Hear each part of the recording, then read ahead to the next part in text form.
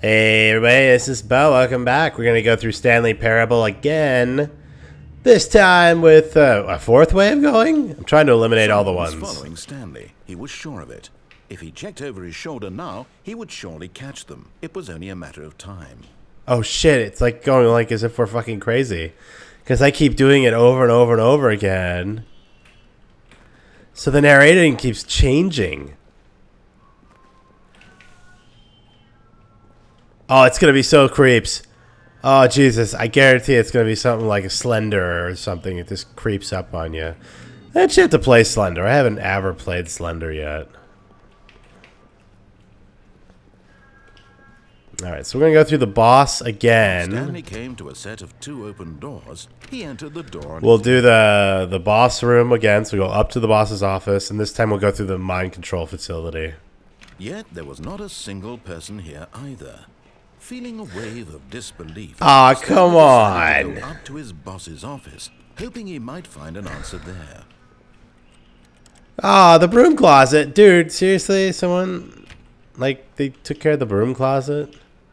Coming to a staircase, Stanley walked upstairs to his boss's office. Alright, let's do this.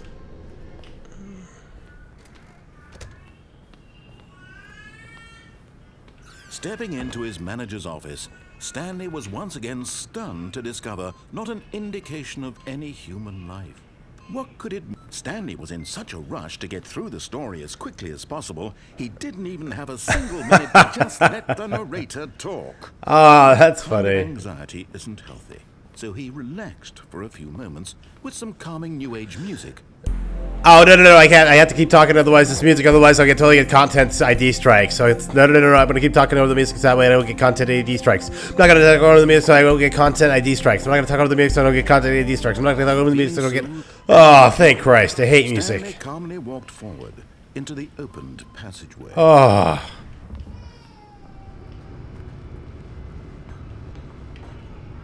Okay, let's try this again. Okay, down the elevator. Is it an, yeah, it's an elevator.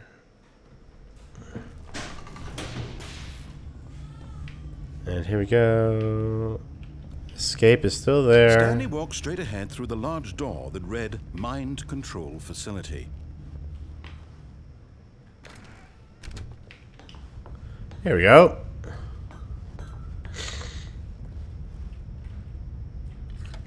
The lights rose on an enormous room packed with television screens.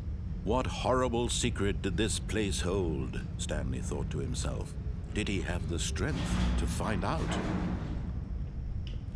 Well, that'd be pretty sweet if we could.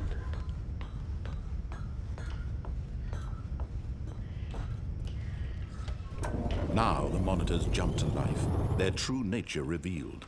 Each bore the number of an employee in the building. Stanley's co-workers.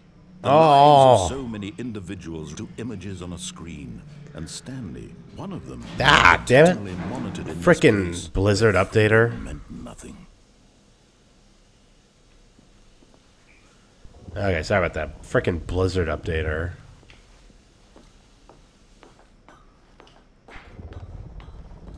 Ah, totally creepy. This mind control facility, it was too horrible to believe. It couldn't be true. Had Stanley really been under someone's control all this time? Was this the only reason he was happy with his boring job? Oh. That his emotions had been manipulated to accept it blindly? Creepy. No. He refused to believe it. He couldn't accept it. His own life in someone else's control? Never. It was unthinkable. Except I'm in someone else's control right now. Had he truly spent his entire life utterly blind to the world? But here was the proof. The heart of the operation. Controls labeled with emotions. Happy, or sad, or content. Walking, eating, working. All of it monitored and commanded from this very place. And as the cold reality of his past began to weird. Stanley decided that this machinery would never again exert its terrible power over another human life. For he would dismantle the controls once and for all.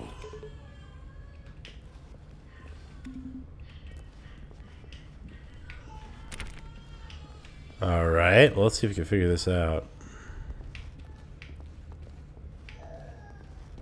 Facility power, eh? Idle control, mind controls, idle awaiting input.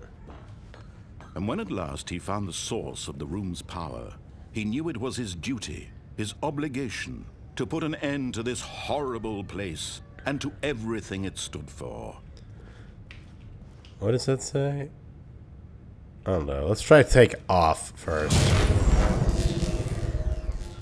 We'll do off.